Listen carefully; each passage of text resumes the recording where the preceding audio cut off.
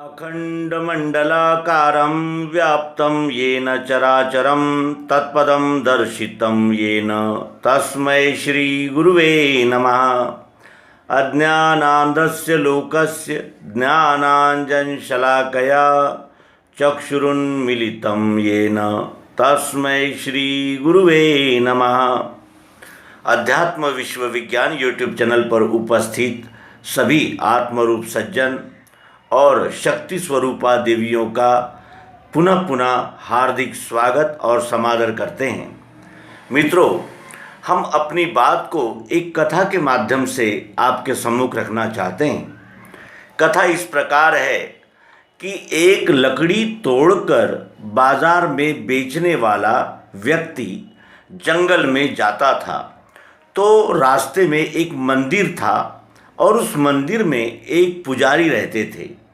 तो वो जो लकड़ी तोड़ने के लिए जाने वाला व्यक्ति था, वो जाते समय थोड़ा सा विश्राम करने के लिए उस मंदिर के प्रांगण में रुकता था, थोड़ा जल पीता था, आराम करता था और फिर आगे जाता था। फिर उधर से जब लौट कर आता था तो वो लकड़हारा अपने लकड़ी का गट्ठर रख कर फिर उस मंदिर के प्रांगण में थोड़ा आराम करता था और फिर वो लकड़ी का बोझा लेकर फिर बाज़ार जाता था, उसे बेचता था और उससे होने वाली आय से अपना परिवार चलाता था, अपना उदर भरण और अपने परिवार का यानी योगक्षेम करता था।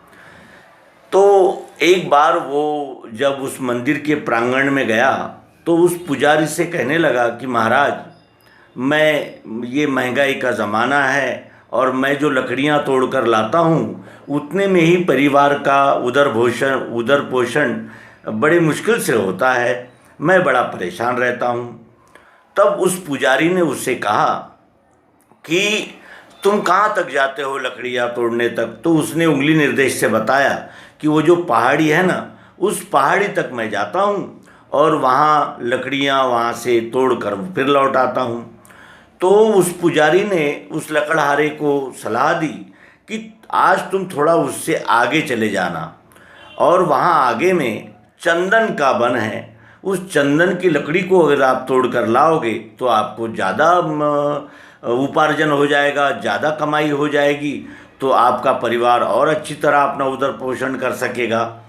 वो सुनकर लकड़हारा रोज़ जहाँ तक कि जाता था लकड़ी तोड़ने, उसके आगे गया, उसे चंदन का वन मिला, उसने चंदन की लकड़ियाँ तोड़ी और चंदन की लकड़ियाँ बेचकर उसे अधिक लाभ हुआ, बड़ा प्रसन्न हो गया। वो दूसरी बार गया, फिर अधिक यानी चंदन की लकड़ी तोड़कर लाया और फिर उसको उपार्जन हुआ, उससे उसकी धीरे धीरे परिस्थिति ठीक होने लगी।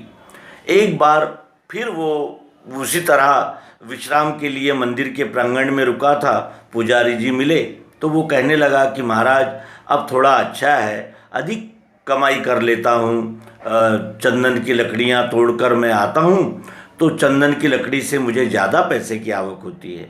पुजारी ने कहा तुम उससे थोड़ा और आगे जाओगे तो आगे में चांदी की खान है, जितना बोझा तुम लाते हो उतना ही बोझा यदि आप लाओगे तो आपको और अधिक कमाई होगी और अधिक लाभ होगा। तो वो उसका सुनकर वो लकड़हारा फिर उसके आगे गया, उसे सचमुच चांदी की खान मिली, उसने चांदी इकट्ठा की और वो इस प्रकार धीरे धीरे चांदी को लाकर बाज़ार में बेचने लगा और उससे मुनाफा हुआ। एक बार फिर पुजारी जी मिले, फिर पुजारी जी ने पूछा कैसे हाल चाल है? तो उसने कहा कि अब बहुत अच्छा है। तो पुजारी ने कहा कि तुम उसके आगे चले जाओ, आगे जाने पर सोने की खानें हैं, सोने की खान से उतना ही सोना ढो कर लाओ और अधिक उपार्जन करो और अधिक तुम्हारा प्रपंच अच्छा चलने लगेगा। लकड़हारा फिर उसके आगे गया, सोना लाया और बड़ा अमीर हो गया। एक बार फिर ऐसे ही जाते समय पुजारी से मुलाकात हो गई। पुजारी ने उसे कहा कि तुम कहाँ तक जाते हो? तो उसने कहा कि यहाँ से जो तीसरी पहाड़ी है उस खान तक मैं जाता हूँ जहाँ से सोना लाता हूँ। उस पुजारी ने उस लकड़हारे को सलाह दी कि तुम और उससे थोड़ा आगे जाओ तो आगे में हीरे की खान है, हीरे लाओ और हीरे लाकर जब बेचोगे तो और अधिक मुनाफा होगा। उस लकड़हारे ने वैसा ही किया। वो आगे गया, उसने उसे हीरे की खान मिली, उसने उसमें से हीरे लाए और हीरे बेचकर वो बहुत अमीर हो गया। एक बार ऐसे ही वो हीरे लाने के लिए आया था तो पुजारी जी से उससे मुलाकात हो गई और पुजारी जी का उसने चरण स्पर्श किया और कहा कि महाराज, अब मैं बहुत बड़ा आदमी बन गया हूँ और आपके लिए मैं क्या कर सकता हूँ, इसकी मुझे आज्ञा दीजिए, क्योंकि आप ही की सलाह पर मैं लकड़ी से होने वाले उपार्जन से बहुत अधिक गुना कमाने लगा हूँ। तो पुजारी मुस्कुराने लगे और पुजारी ने उससे पूछा कि क्या तुम्हारे दिल में ये बात नहीं आती कि जब मुझे हीरे की कान का पता है और मैं तुम्हें पता बता सकता हूँ, लेकिन मैंने कभी तुमसे ये नहीं कहा कि भाई मैं भी हीरे इकट्ठा करके लाऊंगा और बेचूंगा और आपके जैसा अमीर बन जाऊंगा, ये मुझे कभी ऐसा लगा नहीं। तो क्या तुम्हारे मन में ये प्रश्न नहीं होता कि बाबा जी ऐसा क्यों नहीं करते, क्यों नहीं अमीर बनते? तो वो भी सोचने पर विवश हो गया कि हाँ, ये बात सत्य है कि इस महाराज को जब उस हीरे की खान का पता है तब भी ये हीरे की खान में नहीं जाकर और अधिक उपार्जन करके और अधिक पैसा कमाने की लालसा क्यों नहीं रखते? ऐसा क्या है इस महात्मा जी के पास? तब उस महात्मा ने कहा कि हाँ, मेरे पास वो है जो इन सबसे आगे है और वो है जिसको प्राप्त करने के बाद और अधिक प्राप्त करने की लालसा नहीं रहती। दृष्टांत तो काल्पनिक है, ये सब सबके समझ में आ गया होगा, लेकिन उस पुजारी के पास ऐसा क्या था कि वो हीरे और सोना और चांदी इनसे भी अधिक उसके पास ऐसा क्या होगा? तो उसके पास संतोष था, उसके पास संतोष था। जो कुछ भी मिल गया है उसी में उसे समाधान था, इसीलिए उसे न सोने की आवश्यकता थी, न चांदी की थी, न हीरे की थी, न जवाहरात की थी। ये संतोष ऐसा धन है जो मनुष्य को मिल जाने के बाद फिर उसको अधिक की चाह उसकी समाप्त हो जाती है। और ये संतोष कब मिलता है, यही इस अंक का विषय है। हम भी अपने जीवन में अनेक प्रकार के परिश्रम करते हैं और ऐसा भी देखने में आता है कि जिनके पास अधिक धन होता है वो अधिक धन की आशा करता है, जिसके पास है वो और अधिक परिग्रह और अधिक जमा करने के प्रयास में लग जाता है, जिसको उपलब्ध है वो और चाहता है कि और इससे बहुत ज़्यादा हो जाए।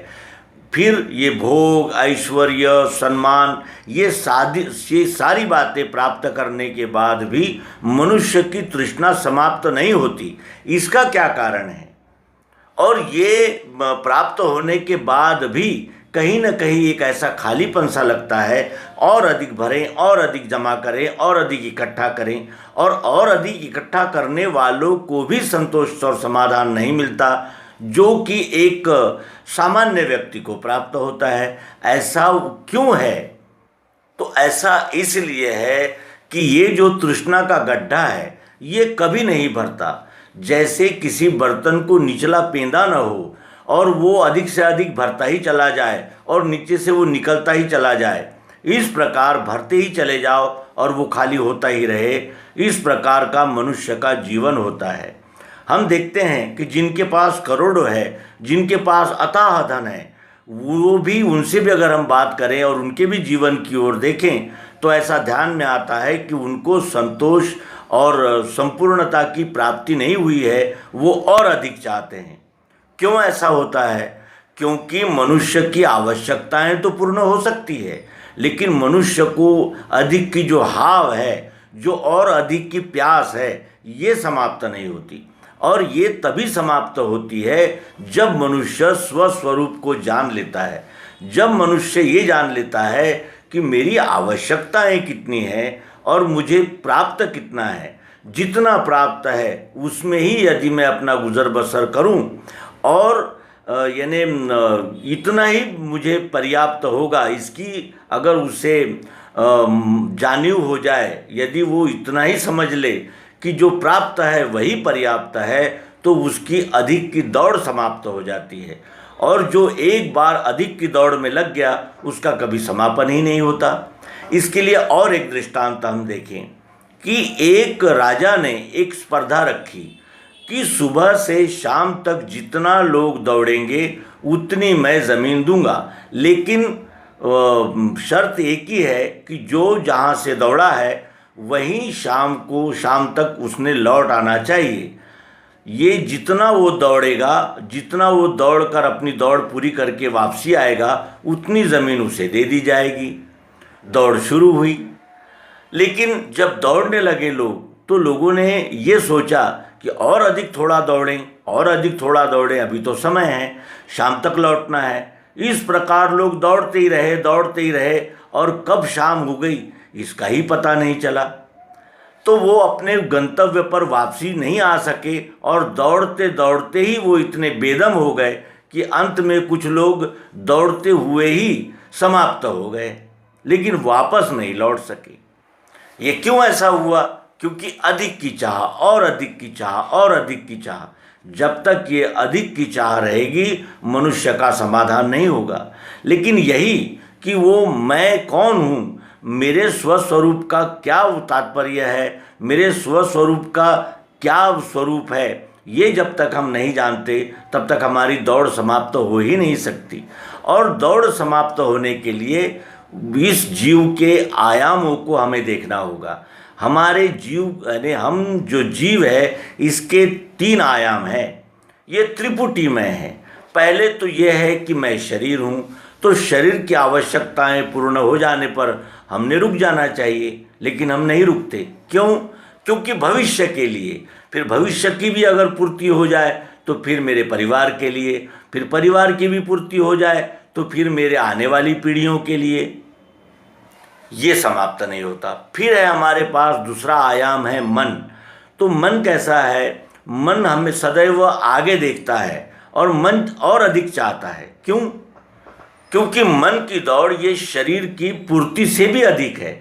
शरीर की पूर्ति तो हो जाएगी लेकिन मन में उठने वाले जो काम है, काम यानी अधिक की इच्छा, वो कभी पूरी होती ही नहीं। और उसके पीछे हम छोटा बंगला बनाते हैं तो फिर बड़े बंगले की चाह हो जाती है, छोटी गाड़ी मिलती है तो फिर बहुत बड़ी गाड़ी की चाह होती है, गाड़ी मिल जाती है तो फिर हवाई जहाज़ की चाह निर्माण होती है। यानी इस प्रकार ये मन की चाहत बढ़ती ही जाती है। हमारे को जो मिला है उसका आनंद न लेने देते हुए ये मन की दौड़ सदैव बढ़ती ही रहती है। हमारे पास जो है हम उसका आनंद तो नहीं ले पाते, लेकिन और अधिक दौड़ने की चाह में हम और बेजार और परेशान होते रहते हैं। फिर हमारा एक तीसरा आयाम है बुद्धि का। अगर ये अधिक की चाह और असंतोष का बीज अगर हमारे बुद्धि में ही यानी आ गया है तो फिर शरीर की ज़रूरतें भी पूरी हो जाए, मन भी शांत होने लगे, तब भी हमारी अधिक की चाह शांत नहीं होती, क्योंकि वो काम हमारी बुद्धि में आकर बैठ जाता है। और जिसके बुद्धि में काम बैठ गया है यानी अधिक की इच्छा और चाहिए का भाव यदि जिसके बुद्धि में बैठ गया है, उसको कितना भी मिले समाधान नहीं होता। रावण को किस बात की कमी थी? क्या उसे दंडकारण्य का राज्य प्राप्त किए बगैर यानी उसको किसी बात की कमी थी? जो सोने के महल में रहते थे उसकी भी तृष्णा की तृप्ति नहीं हुई। तो ये सब उदाहरण देखकर हमें भी ऐसा जान पड़ता है कि सर्वप्रथम मनुष्य ने मैं कौन हूँ, मेरा इस विश्व से क्या नाता है और इस विश्व का संचालन कैसे होता है, मेरे शरीर में कौन कौन से तत्व उपस्थित है, उनका यानी मेरे जीवन में क्या महत्व है, और मेरे जीवन में सुख, शांति, आनंद, प्रसन्नता की प्राप्ति केवल स्वस्वरूप के दर्शन के बगैर हो ही नहीं सकती।